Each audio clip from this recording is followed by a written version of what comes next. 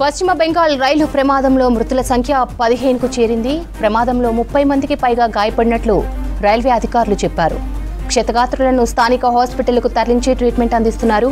అయితే మృతుల సంఖ్య పెరిగే ఛాన్స్ ఉండొచ్చని చెప్పారు. ఘటనా స్థలంలో రెస్క్యూ ఆపరేషన్ పూర్తయినట్లు railway board chairman CEO Jaya Varma Sinha తెలిపారు. గూడ్స్ రైలు డ్రైవర్, అసిస్టెంట్ డ్రైవర్ చనిపోయారని, ఇటు కాంచనజంగా ఎక్స్ప్రెస్ గార్డ్ చనిపోయినట్లు తెలిపారు. పశ్చిమ బెంగాల్ రైల్వే ప్రమాద బాధితులకు ఎక్స్గ్రేషియా ప్రకటించారు ఆ శాఖ మంత్రి అశ్విని వైష్ణవ్. ప్రమాదంలో మరణించిన వారికి 10 లక్షల రూపాయలు, తీవ్రంగా గాయపడ్డ వారికి 2,50,000 ఇస్తామని ట్వీట్ చేశారు. స్వల్ప గాయాలతో బయటపడిన వారికి 50,000 రూపాయలు ఆర్థిక సాయం ఉంటుందన్నారు. మరోవైపు బాధితులకు ప్రధానమంత్రి రిలీఫ్ ఫండ్ నుంచి మృతులకు 2 లక్షలు, క్షతగాత్రులకు 50,000 రూపాయల ఆర్థిక సాయం ప్రకటించారు మోదీ.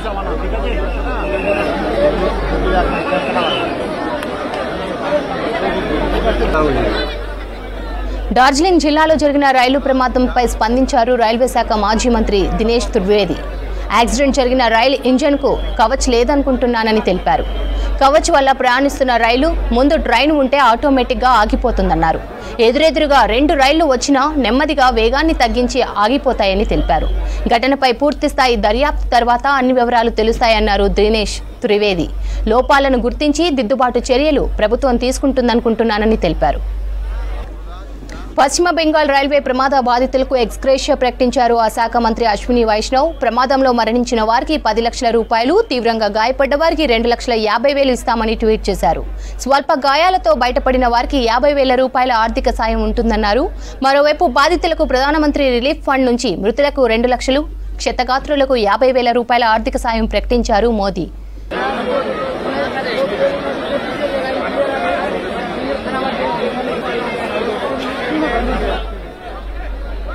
డార్జిలింగ్ జిల్లాలో జరిగిన రైలు ప్రమాదంపై స్పందించారు రైల్వే శాఖ మాజీ మంత్రి దినేష్ త్రివేది. యాక్సిడెంట్ జరిగిన రైలు ఇంజన్కు కవచ్ లేదనుకుంటున్నానని తెలిపారు. కవచ్ వల్ల ప్రయాణిస్తున్న రైలు ముందు ట్రైన్ ఉంటే ఆటోమేటిక్గా ఆగిపోతుందన్నారు. ఎదురెదురుగా 2 రైళ్లు వచ్చినా నెమ్మదిగా వేగాన్ని తగ్గించి ఆగిపోతాయని తెలిపారు. ఘటనపై పూర్తిస్థాయి దర్యాప్తు తర్వాత అన్ని వివరాలు తెలుస్తాయన్నారు దినేష్. లోపాలను గుర్తించి దిద్దుబాటు చర్యలు ప్రభుత్వం తీసుకుంటుందనుకుంటున్నానన్నారు Dwivedi.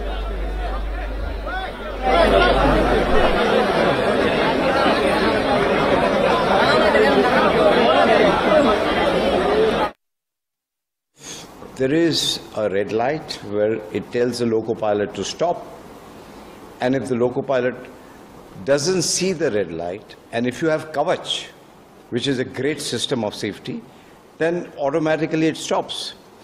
Possibly this, I'm just guessing, possibly this engine did not have Kavach. Why it didn't have Kavach? That is to be inquired, if at all. But it seems, all the 3 things. In modern times, systems can't fail. And our railway people are the best in the world. Indian Railway is one of the best and most efficient organizations. But you have to give them what they require. And I really wish that this situation will be corrected. And I have no doubt that the entire central government and the state government, and I'm told that the minister himself has rushed into the site, and whatever correction action needs to be taken, I have no doubt about it, the government.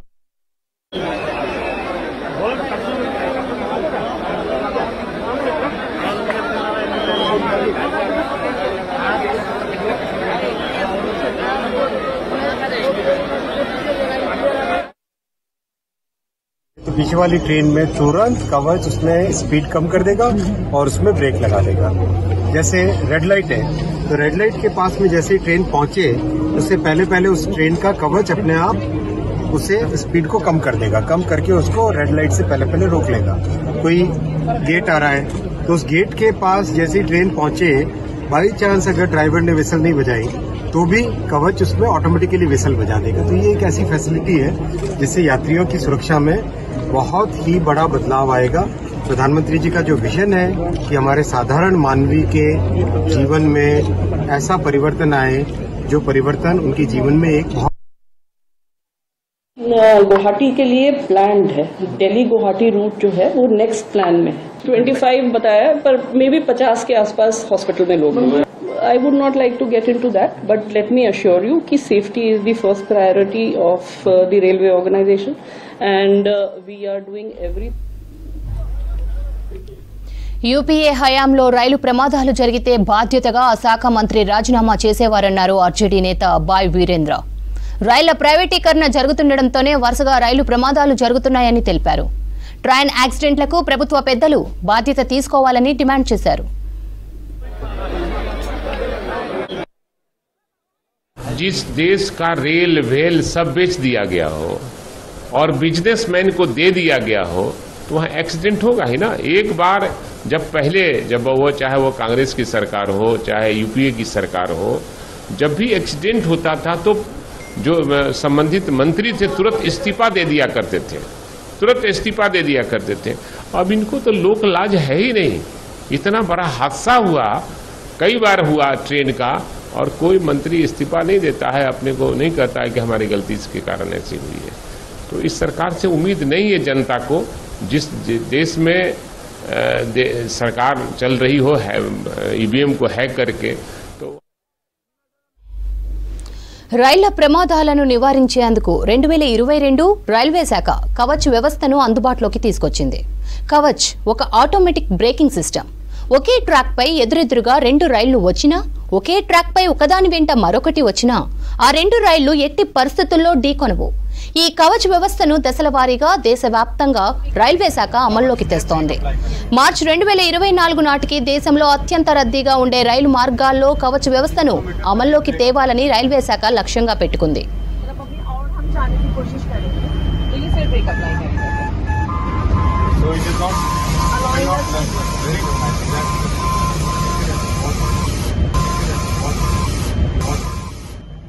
Okay track పై 2 రైళ్లు ఎదురెదురుగా వచ్చినప్పుడు Kavach technology ద్వారా దగ్గరికి వచ్చి ఆగిపోతాయి. ఈ వ్యవస్థతో రైళ్లకు automatic గా బ్రేకులు పడతాయి. పట్టాలు బాగా లేనప్పుడు, ఇతర సాంకేతిక సమస్యలు తలెత్తినప్పుడు, ఎదురెదురుగా వచ్చినప్పుడు ఈ కవచ్ వ్యవస్థ గురించి రైళ్లను ఆపుతుంది. వంతెనలు, మలుపులు ఉన్న చోట పరిమితికి మించిన వేగంతో రైలు నడుపుతుంటే కవచ్లోని రక్షణ వ్యవస్థ హెచ్చరిస్తోంది.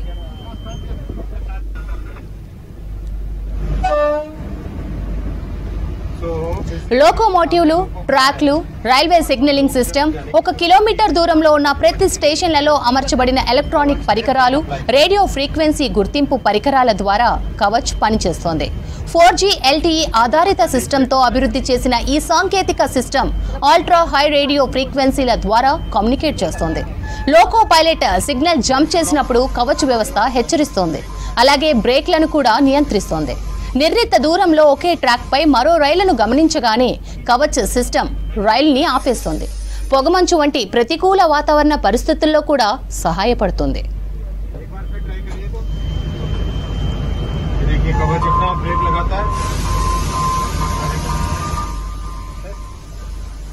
2022 మార్చి 22న కేంద్ర రైల్వే శాఖ మంత్రి అశ్విని వైష్ణవ్ కవచ్ టెక్నాలజీని స్వయంగా పరిశీలించారు. స్వదేశీ పరిజ్ఞానంతో రూపొందించిన కవచ్ భారతీయ రైల్వే చరిత్రలో ఒక మైలురాయిగా నిలిచిపోతుందని ఆ సమయంలో అశ్విని వైష్ణవ్ స్పష్టం చేశారు. మన రాష్ట్రంలో వికారాబాద్ జిల్లా నవాపేట్ మండలం లింగంపల్లి వికారాబాద్ సెక్షన్లోని గుల్లగూడ, చిట్టిగూడ రైల్వే స్టేషన్ల మధ్య కవచ్ పనితీరు అశ్విని వైష్ణవ్ పరిశీలించారు. రైల్వే మంత్రి స్వయంగా ఎదురెదురుగా వచ్చే రైళ్లలో ఒకదాంట్లో కూర్చొని కవచ్ పనితీరును పరిశీలించి సంతృప్తి వ్యక్తం చేశారు.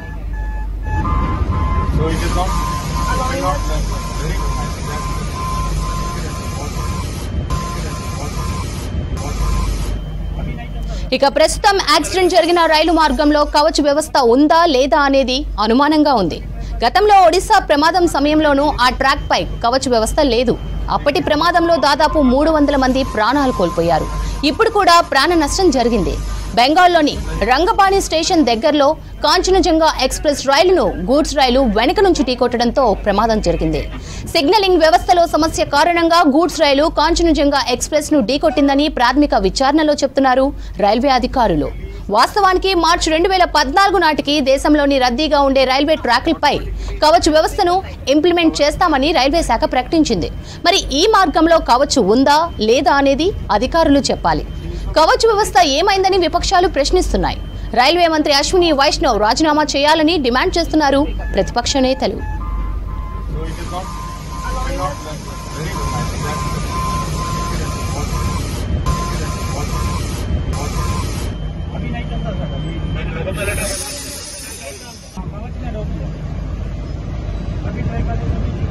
एक बार फिर ट्राई करिए तो देखिए कवच अपना ब्रेक लगाता है.